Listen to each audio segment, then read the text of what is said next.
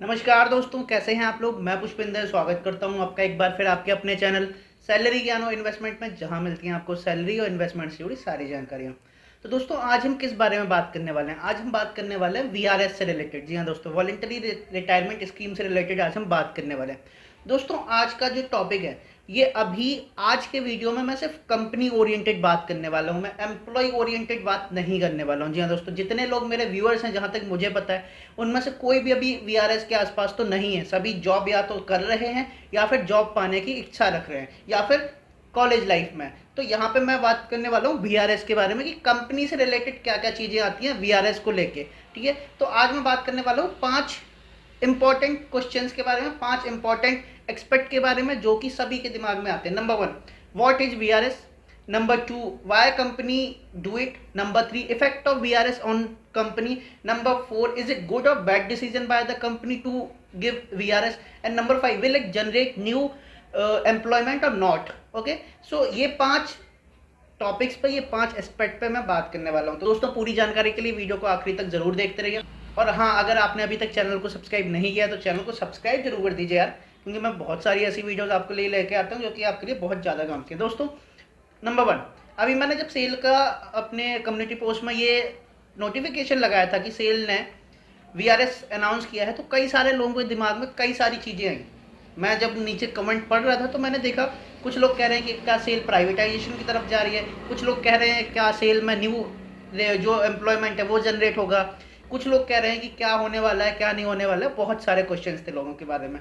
तो इस वीडियो में मैं आपके कई सारे क्वेश्चंस का जवाब देने की कोशिश करता हूँ। Number 1, what is VRS. दोस्तों, अगर मैं वीआरएस की बात करूं तो VRS is a gentle technique to provide overall decrease in the current strength of employees. जी हाँ दोस्तों, वीआरएस एक ऐसी टेक्निक है जिसके द्वारा कंपनी जो होती है वो अपने एम्प्लॉयज की जो स्ट्रेंथ है उसको रिड्यूस करती है। ठीक है, तो ये क्या है। It is a method use by organisation for trimming the workforce in an industrial unit. जी हाँ दोस्तों, इंडस्ट्रियल यूनिट हो जाए, चाहे प्लांट हो जाए, चाहे प्रोसेसिंग प्लांट हो जाए, चाहे प्रोडक्शन प्लांट हो जाए, चाहे ऑफिस हो जाए, कहीं भी रिडक्शन ऑफ स्ट्रेंथ जब कंपनी करती है तो उसके पास एक ऑप्शन होता है वीआरएस। देखिए, कंपनी अपनी तरफ से वीआरएस जब करती है तो कंपनी का सोल मोटिव होता है कि मुझे जो स्ट्रेंथ है हमारे पास एम्प्लॉयज की उसको कम करना है। ये सोल मोटिव होता है कंपनी का VRS.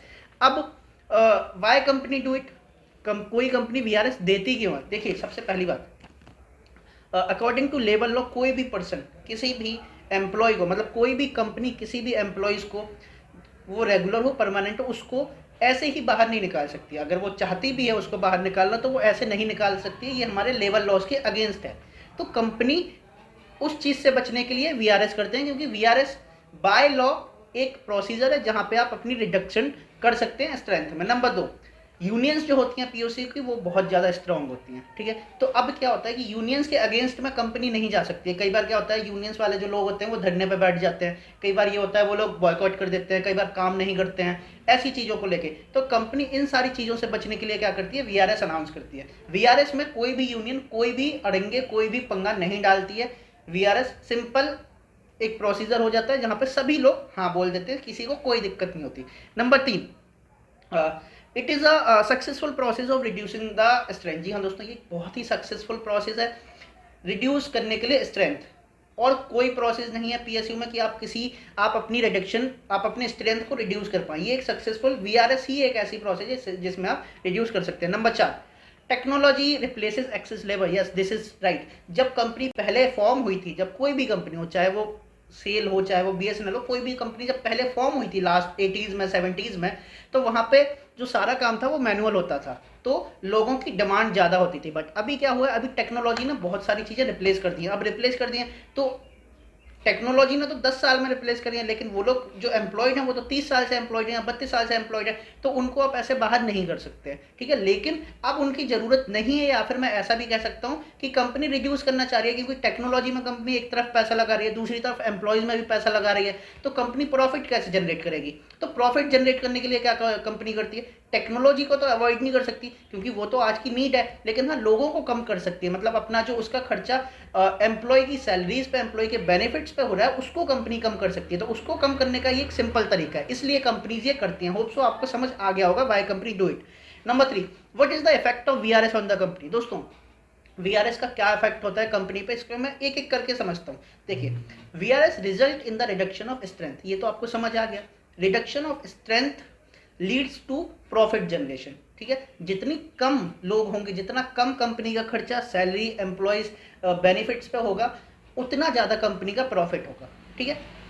To result in the reduction of losses, जी हाँ दोस्तों, जब भी कंपनी कोई लॉस में जा रही होती है तो उसके पास एक तरीका होता है वीआरएस देने का। सेल का आपको पता है, सेल पिछले कई सालों से लगातार लॉस में जा रही है, और अभी कोविड के समय पे तो जो सेल का लॉस है वो एकदम से बहुत ज़्यादा बढ़ गया, क्योंकि मैन्युफैक्चरिंग बिल्कुल बंद पड़ी है, और कोई भी सेल मतलब कोई भी जो सेल का प्रोडक्ट है वो ना ही कहीं पे डिस्ट्रीब्यूट हो पा रहा है, ना ही कहीं पे सेल हो पा रहा है, ना ही कहीं पे ट्रांसपोर्ट हो पा रहा है। तो सेल का जो लॉस है वो बहुत ज़्यादा होता जा रहा है। तो इसलिए सेल ने ये वाली स्कीम निकाली है, वीआरएस निकाली है, जिससे कि हम एम्प्लॉयज़ की जो रिडक्शन है, मतलब एम्प्लॉयज़ की जो स्ट्रेंथ है उसको रिड्यूस कर देंगे, जिससे कि एक लॉन्ग टर्म में हमें एक बेनिफिट होगा, ठीक है। Number 3, vacancy available through VRS need not to be filled. जी हाँ दोस्तों, ये एक बहुत जरूरी बात है आप सभी लोगों के लिए। I repeat, vacancies available through VRS need not to be filled. जी हाँ दोस्तों, जब कंपनी का मोटिव, सोल मोटिव ये है कि उसे अपनी स्ट्रेंथ रिडक्शन करना है, तो कंपनी पे ये बाउंडेशन नहीं है कि उसने जितने लोगों को रिड्यूस किया उतने ही उसे एम्प्लॉयमेंट भी देने पड़ेंगे। ये कहीं नहीं लिखा हुआ है, ये किसी लॉ में नहीं लिखा हुआ है, ठीक है। तो कंपनी इसलिए ये करती है कि पहली बात तो स्ट्रेंथ रिड्यूस हो गई, दूसरी बात टेक्नोलॉजी अडेप्ट हो गई, पुराने लोग कई बार टेक्नोलॉजी अडॉप्ट नहीं कर पाते हैं। नंबर 3, कंपनी का जो लॉस है वो कम हो गया, लॉन्ग टर्म में कंपनी हो सकता है दोबारा से अच्छा काम करने लग जाए। ये सारी चीज़ें होती है effect of VRS on the company. Number 4, is it a good decision or a bad decision for a company? See, if I'll say, is it a win-win situation for company? जी हाँ दोस्तों, कंपनी को दोनों तरफ से फ़ायदा है। कैसे फ़ायदा है? नंबर 1, जो ओवर एज पर्सन होते हैं, जो कि टेक्नोलॉजी को अडॉप्ट नहीं कर पा रहे हैं, लेकिन कंपनी उनको बाहर नहीं कर सकती है, तो इस प्रोसेस के थ्रू कंपनी बाहर कर सकती है। अब इसमें जो हाँ है, मतलब जो जो एक्सेप्टेंस है वो एम्प्लॉय का होता है, ना कि कंपनी का। ऐसा नहीं है कि कंपनी ने बोला कि तुम बाहर तुम बाहर तुम बाहर, नहीं, ऐसा नहीं होता है। जो एम्प्लॉय है वो एक्सेप्ट करता है कि हाँ मैं वीआरएस एक्सेप्ट कर रहा हूँ। ये although win win situation company के लिए है, कंपनी जब वीआरएस अनाउंस करती है, लेकिन यहाँ पे एम्प्लॉय का भी बहुत सारा बेनिफिट जुड़ा होता है। क्यों जुड़ा होता है? देखिए, एम्प्लॉय को कई सैलरी मिल जाती है। ऑल्दो मैं एम्प्लॉय के बारे में ज़्यादा बात नहीं करने वाला हूँ इस वीडियो में, लेकिन फिर भी आपको एक ब्रीफ दे देता हूँ। एम्प्लॉय को क्या होता है, एम्प्लॉय को सपोज करिए एम्प्लॉय 55 साल का हो गया, 5 सालों से और काम करना है, ठीक है। अब वो काम नहीं करना चाहता है, सपोज वो मेडिकली अनफिट हो गया, कुछ हो गया, उसे अगले 5 साल की सैलरी मिल जाएगी। कुछ घट के सैलरी मिलती है, लेकिन उसे काम भी तो नहीं करना पड़ा। भले उसे कम सैलरी मिल रही है, लेकिन उसे बिना काम की सैलरी मिल रही है। तो एम्प्लॉय के लिए भी ये विन विन सिचुएशन होती है, एम्प्लॉय के लिए भी अच्छा होता है। लेकिन कुछ तरीके से एम्प्लॉय के लिए इसके कॉन्स भी होते हैं, वो मैं अगले वीडियो में डिस्कस करूंगा। तो यहाँ पे कंपनी ने दिया वीआरएस, तो कंपनी के लिए विन विन सिचुएशन है, क्योंकि over salaried over age person जो है उनको कंपनी ने एक तो बिल्कुल पीसफुल तरीके से रिडक्शन कर दिया अपने स्ट्रेंथ में। Number 2, reduction of strength will lead to a good profit. जी दोस्तों, जो कंपनी में लॉसेस चल रहे हैं, लॉन्ग टर्म में अगर हम देखेंगे तो उसमें फ़ायदा होता है। कैसे फ़ायदा होता है? आप कहीं से भी न्यूज़ निकाल के देख लीजिए, या मैं आपको साइड में ही दिखा रहा हूँ। बीएसएनएल ने जो अपने वीआरएस एम्प्लॉय किया था, बीएसएनएल ने जो वीआरएस निकाला था, जब उसमें लोगों ने वीआरएस लिया, तो उसके बाद कंपनी ने जब लॉन्ग टर्म में इसे प्रोजेक्ट करके देखा, तो कंपनी को ये पता लगा कि हम लगभग अगले सालों में लगभग 7 से 7,500 करोड़ का हम बेनिफिट कर लेंगे, मतलब हम प्रॉफिट कर लेंगे। 7 से 7,500 करोड़ हमारी जो लागत है वो कम हो जाएगी। तो ये कंपनी के लिए बहुत बढ़िया केस है। कंपनी अगर लॉस में जा रही है तो अपना जो लॉस है वो रिकवर कर सकती है, ठीक है। तो कंपनी के हिसाब से ये अच्छी चीज़ है। नंबर 3, ओवरकमिंग ऑफ लॉसेस हो गया। तो ये है कंपनी के लिए, ये है कंपनी के हिसाब से। मैं अगर कंपनी के पर्सपेक्टिव से देखूं तो ये इसमें ये गुड डिसीजन है, ठीक है, क्योंकि कंपनी के लॉसेस कम हो रहे हैं, कंपनी आगे दोबारा से रिफॉर्म हो सकती है, ठीक है। तो ये सारी चीज़ें कंपनी के हिसाब से काफ़ी अच्छी है। तो is it a good decision for company? Yes, it is a good decision for company. Number 5, will it generate new employment? दोस्तों ये बहुत इंपॉर्टेंट क्वेश्चन है। सी न्यू एम्प्लॉयमेंट का क्या सीन होता है? देखिए, मैंने आपको पहले बताया कि ऐसा कोई रूल नहीं है कि कंपनी ने जितने लोग वीआरएस में निकाले हैं, जितने लोगों की स्ट्रेंथ वीआरएस की वजह से रिड्यूस हुई है, उतनी कंपनी को एम्प्लॉयमेंट करनी पड़ेगी। इसका कोई ये लॉ नहीं है, इसकी कोई बाउंडेशन नहीं है कंपनी पे। तो पहली बात तो will it generate new employment? नहीं, ये न्यू एम्प्लॉयमेंट जनरेट नहीं करती। इसका मतलब ये नहीं है कि न्यू एम्प्लॉयमेंट जनरेट होगा। जैसे कि बीएसएनएल ने लगभग 80,000 लोगों को वीआरएस दिया है, लेकिन बीएसएनएल ने 2017 से 2020 तक कोई वैकेंसी नहीं निकाली। सी, ये बिल्कुल फैक्ट है। 2017 में 2018 में बीएसएनएल ने शायद वीआरएस अनाउंस किया था, इफ आई एम राइट, 2018 में। उसके बाद से कंपनी ने कोई वैकेंसी नहीं निकाली। 80,000 लोगों को वीआरएस दिया, लेकिन वैकेंसी कोई नहीं निकाली, और जो रिटायरमेंट्स हैं वो तो कंटिन्यू हो ही रहे हैं।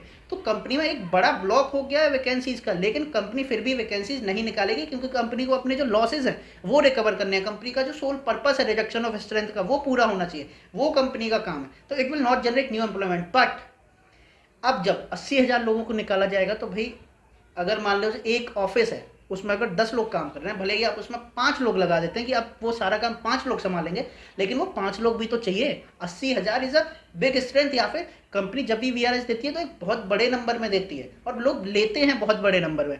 तो yes, it will generate new employment, but not equal to the person who have opted for VRS. मतलब जितने लोगों ने वीआरएस लिया है उतने लोगों को जॉब नहीं मिलती है, लेकिन इट विल जनरेट। अब मैं परसेंटेज वाइज अगर बात करूं तो परसेंटेज वाइज कहना तो सही नहीं होगा, लेकिन कंपनी थोड़ा सा न्यू एम्प्लॉयमेंट जनरेट कर सकती है, डिपेंड्स ऑन कंपनी, कर सकती है। क्योंकि कंपनी के पास एक ब्लॉक हो जाता है, कंपनी के पास एक वैकेंट सिचुएशन आ जाती है कि यार अब बंदा तो चाहिए ना।